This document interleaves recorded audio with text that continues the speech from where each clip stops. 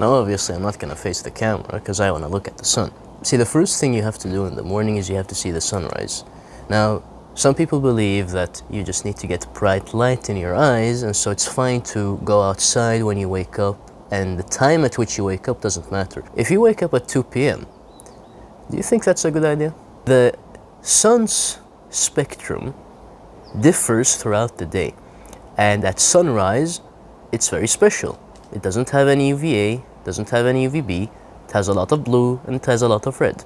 You're supposed to get that exact mix to tell your clock what's happening. Now, if you get some other mix, that also tells your body what time it is. If it's the mix at noon, you get the noon signal. If it's the mix at sunset, you get that signal. Now, why is this important? The reason it's important is because your body has to know what time it is. If it doesn't know what time it is, nothing works, okay? Nothing works. Internalize that. Your organs have to communicate with each other, and what sunrise does is it syncs all your clocks because it tells the brain clock what time it is, and so all your other cells get the same signal. The liver knows what time it is, and the stomach knows what time it is. Their cell clocks do not differ, and so they work in unison, which creates efficiency. This is why your mitochondria don't work, especially in terms of breaking down fat for energy, if you don't see the sunrise. There are studies showing that if you don't see the sunrise, you can't break down fat as well. So if you don't see the sunrise and you eat carnivore, let's say, and you're having problems, and then you say, oh, carnivore is bad, I ate carbohydrates and it fixed my problems. You realize how many pieces to the puzzle you're missing if you ate a certain way but your light environment was bad? Now it's the 18th of March, and I'm standing shirtless in 2 degrees Celsius. Why is that? Well, I told you to see the sunrise. What system is it that's detecting the sunrise? It's the photoreceptors in the eyes. They convert the environmental stimulus into information in the body so that it can work in unison with the environment. Now, let me ask you a question. Where do we also have photoreceptors? In our skin. So, obviously, I want my skin to get the same input that my eyes are getting. Then in terms of the cold, I mean, shame on me if I'm not cold adapted and I live in Sweden. And again, I mean, cold adaptation makes things far easier and far more fun during the colder months. And it's also absolutely necessary. It's the way you adapt to a higher latitude, because obviously at a higher latitude you don't have sunlight, and so you need something in the environment that can provide you with the same things that sunlight provides you with. And so this is why I do cold exposure, but that's for another video. Told you the other view was better, that's why I wasn't facing the camera. Now, here's the thing. If you ask me in the comments, how long should I see the sunrise? You did not understand what I just said. Humans are supposed to be outside. What does that mean? That means that from sunrise to sunset, you're supposed to be outside getting that signal, okay? Your body needs to know what time it is. Now, thankfully, if you go outside during sunrise, you can set the clock and then you can go inside and then you can free run it and then you can see the sunset, you can get another anchor, and that sort of works. But in terms of how long you should be spending ideally in the morning, seeing the sunrise, let's say, the more, the better, based on what I just said. And so yes, even 1 minute or even less than a minute is still going to be beneficial. I know you like the sun, so let's watch it together again.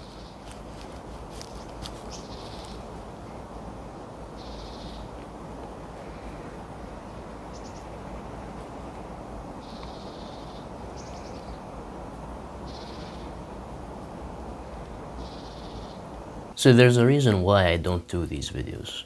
And the reason is because what I have access to is very different to what you have access to. The way I'm supposed to eat is very different to what you're supposed to eat. If you're from the US or Canada, realize that my latitude is sort of the tip of Alaska, the southern tip of Alaska. I'm very high up. It gets cold here. I don't have a lot of UV. Nothing grows here currently, and so I'm eating animal-based completely, raw, and without any carbohydrates. And I'm fine, because I know what I'm doing. So me showing you how I'm eating You have to understand the principles behind nutrition to make sense of it. If you just copy it, and let's say you're in Brazil or Argentina or even Costa Rica, it won't work. It might, but it might not. There's a very high likelihood of it not working. So, in terms of the nutrition story, let me just tell you this if you're wondering, if it's confusing to you. Seasonal, local, animal-based, mostly seafood, high quality. That's all. That's all there is to the nutrition story. You don't need to think about it more than that. This is raw beef fat, and this comes from 10-year-old cows that are completely grass-fed, and this is also dry-aged. I am very lucky to have this. You cannot find this in many places. This is very, very special, okay? I have access to some things, I don't have access to other things, but I will say that in total, the food access in Sweden is pretty good. That's an advantage I have here. You might have sunlight instead. See, there's a trade-off. But in any case, let's put that on the plate. I have 2 plates. I put the meat and the beef fat over here, and then when I'm cutting stuff up and eating, I'm doing it over here. This is let's see here. This is a piece of meat that's pretty cheap, it's tough, it's lean as well. This is obviously cheap, right? I'm buying fat. When I buy meat, the protein that is, the muscle meat, I want 0 fat. Why? Because I already have fat. So I don't want to pay some ridiculous amount of money just to get, let's say, 10-20% fat. That's a 10-20% loss in protein, right? So the leaner the cut is, the better when you already have fat, when you're buying it separately. And again, in comparison to most other meats, this is pretty cheap. No one's buying it. And it's grass-fed stuff from an island called Gotland. And, you could say it's not from the Stockholm region, but go into Weatherspark and then look at the sort of differences in climate between Gotland and Stockholm. It's practically the same thing. And it's very, very close as well. So for me, I consider this local. I don't need to think about it. The way I eat is I eat with a knife and my hand. And so I'd cut up the meat like this into slices, sort of, going against the grain usually. But if you want something more chewy, you can go with the grain should you wish to. I should mention that this is straight after sunrise. So straight after sunrise, your cortisol goes up, which it's supposed to in the morning after you see bright light, or I should say the sunrise, not bright light, that's more accurate, because the only light you should be viewing should be coming from the sun, and then you get hungry. Cortisol makes you hungry, that's why artificial blue light makes people snack more. That's been scientifically proven. But again, you don't need the science, or you don't need a randomized controlled trial to conclude that. You can just look at the mechanisms of blue light and you'll see, oh, okay, it makes us secrete cortisol, and cortisol makes us hungry, so naturally people are going to get more hungry if they view blue light. You don't need an experiment with people where you actually do this. And it also increases blood sugar, by the way. But there's nothing wrong with that in the morning, and if it's coming from the sun, because the sun comes with the adequate light to offset any issues that you might get from blue only. And that's the problem with artificial blue light, it's just blue. But so I see the sunrise, and my engines are good now, they know the time, they're working well, and then I give them the stuff that's going to go into them, okay? You lubricate the engines first, then you put the fuel in. And in terms of the fat to protein ratio, it's, as I always say, it's not something you're supposed to think about. No animal thinks about this. What they do is they eat fat and they eat protein, or at least the carnivores, and then when they've gotten enough fat, they stop eating the fat. When they've gotten enough protein, they stop eating the protein. That is what I do. I do not measure anything. I do not track calories. I do not track macros. I don't care about any of that stuff. And I think that if you do, you're missing the point of nutrition, and you're missing that you have the best control system for the exact amount you'd need in the world right here. Your mouth is communicating with your stomach, with your digestive tract, with your brain, with the rest of the body. Your body knows what's coming in, and it will tell you to stop eating once you've gotten enough of this, and once you've gotten enough of this. The fat and the protein. In terms of the fat to protein ratio, for me currently, I eat a lot of fat. My ratio is very, very high. So I'd say probably in terms of volume, probably 50-50 in terms of volume. So half the plate will be fat, half the plate will be protein, something like that. But then again, you never know. Sometimes I'll cut up more. Sometimes, I'll cut up more beef fat because it runs out. You never know. Depends on the day. It changes from day to day. All right, let's begin now. Now the question is, do you need to eat raw meat? No. The answer is no. It's a tool that you have available in your arsenal. When Cruz first was doing his big experiment with a leptin reset, basically, fixing the energy status in his brain, eating lots of seafood, seeing the sunrise, etc., and doing a bunch of cold exposure, he ate all of his seafood raw. Okay, so Cruz knows about the raw meat stuff. He knew about it long ago, and he figured it out probably based on physics, probably. And also because he wanted to preserve as much DHA as possible.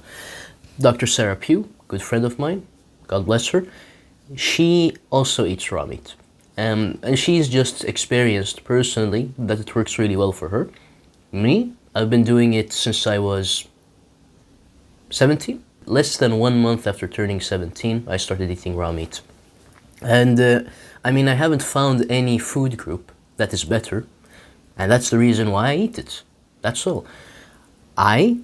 Based on the physics of water, light, the bioelectromagnetic field that's emitted from living tissues, from living beings, I believe based on those things, this is superior. However, do you need to upgrade? It's a very small upgrade if you look at everything that affects your health, so it isn't particularly important, but once you've mastered your light environment, you don't have any mental health issues, you can recognize that something like perfume is toxic, you can recognize all the chemicals that are in our environment, in our homes as well, and you stopped using all these toxic products, your sleep is good, you're spending a lot of time outside, and you don't have much, and you're also aware of EMF, and you're trying to mitigate that as much as possible. Maybe you've moved locations. After you've done all of that, I think it's okay for you to spend energy thinking about whether you should switch to this or not, or whether you should do an experiment with this or not. If you haven't done those things, and your environment is still really bad, and you didn't understand, most of the things I just talked about, you shouldn't be thinking about this. And the funniest thing to me is people who eat junk food occasionally, but they eat raw meat. That's the funniest thing to me. Nutrition mastery is more so about perfect consistency, not including anything that's bad, eating a whole foods diet 100% of the time, rather than eating very well 50% of the time or 70% of the time. No, first what you master is you get control over everything you're eating, you make sure that you're not eating anything bad, you're not drinking anything bad, and then you start working from there, refining everything, removing food groups that you shouldn't be eating. After I've eaten, I like to read. It's very important for me to continue learning. And currently I'm reading The Vital Question by Nick Lane. Wait a minute, it's flipped around. Let me fix that for you. There we go. This book is about the origin of life, how life emerged, and it's really about how energy is way more important to life, the maintenance of energy, than DNA and RNA and being able to store information. Yes, it's very important to be able to store information in the form of RNA or DNA, but what makes life possible is energy. What made life emerge, what made complex life emerge, is the thermodynamics of a cell, the amount of free energy we can create. And so in this book you learn a lot about mitochondria, how the mitochondria work, the complexes, electron tunneling as well. At least that's the part that I really like. But I will tell you that you need some natural science background to read this book. And therefore, in my community, I give people a book list, and this book isn't, one of the beginner books, really, the books that you should start with. It's a bit farther down the line. Again, if these videos have helped you in any way, I'm sure you'll like the community. Shrink yourself back down to the size of an ATP molecule again, and the intensity of the electric field you would experience in the vicinity of the membrane, the field strength, is 30 million volts per meter, equal to a bolt of lightning, or 1,000 times the capacity of normal household wiring. This huge electrical potential, known as the proton motive force, drives the most impressive protein nanomachine of them all, the ATP synthase. Motive implies motion, and the ATP synthase is indeed a rotary motor in which the flow of protons turns a crankshaft, which in turn rotates a catalytic head. These mechanical forces drive the synthesis of ATP. The protein works like a hydroelectric turbine, whereby protons, pent up in a reservoir behind the barrier of the membrane, flood through the turbine like water cascading downhill, turning the rotating motor. This is barely poetic license, but a precise description, yet it is hard to convey the astonishing complexity of this protein motor. We're at the lake now. I'm gonna do the cold exposure, probably over here. You can also do it over there. There's my friend, by the way. Hi. I usually do cold exposure over there. It's pretty easy to go down over there. This is a bridge that connects this little rocky place to the beach, if you can call this a beach. I mean, I don't think we have beaches in Sweden, but in any case, we're probably gonna go down here. This is not too deep, sort of at leg level, hip level, and then you just squat down. Actually, we have to take the temperature. It's between 4.3 and 4.5, so we can say 4.4 degrees Celsius.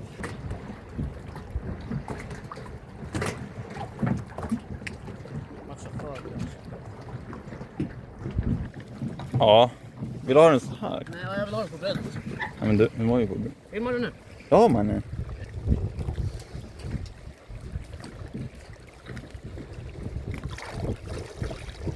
Whee! Look very beautiful. Thank you, my friend. The polar bear has returned.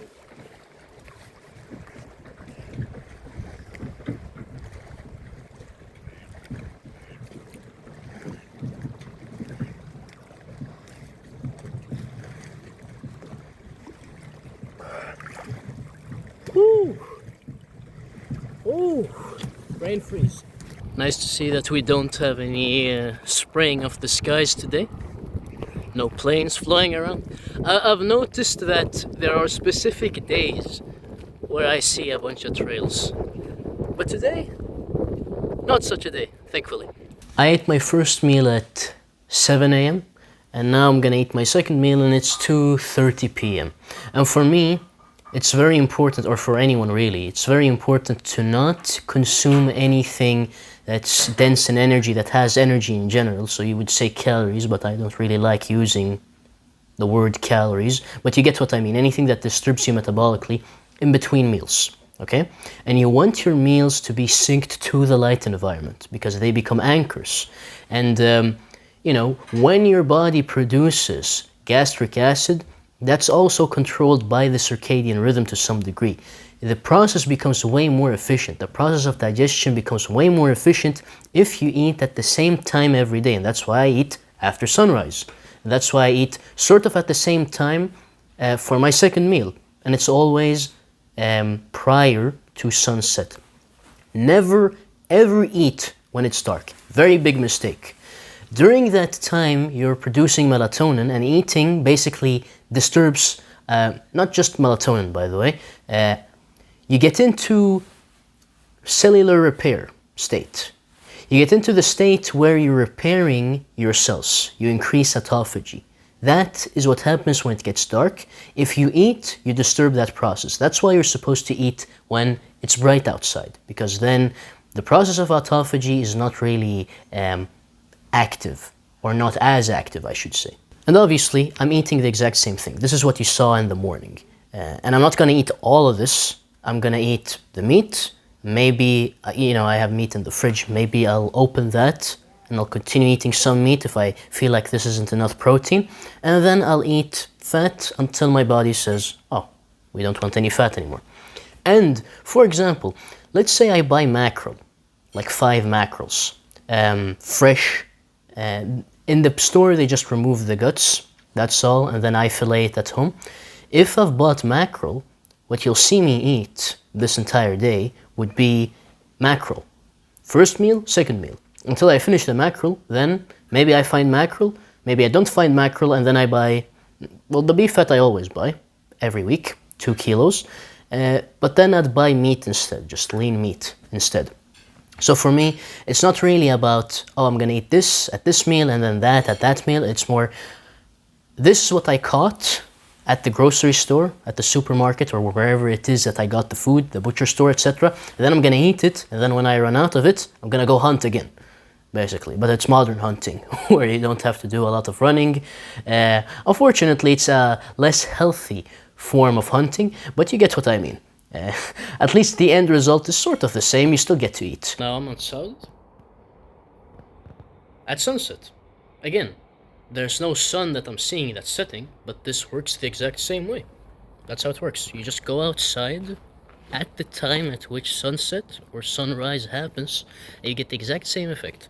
Doesn't matter if it's super cloudy, doesn't matter if it's super foggy, doesn't matter what the weather conditions are. It can be pouring down, in terms of rain or snow, with lightning bolts. If sunrise happens through all those clouds, you'll still get the effect. And just as with the morning, of course, I'm shirtless. The reason is because I want the photoreceptors to get the same signal. That's really the reason. And also cold exposure. I love cold exposure. Why? Because once you understand what it really is, you realize that if you have a bunch of cold available to you, it's sort of like sunlight. But that's for another video.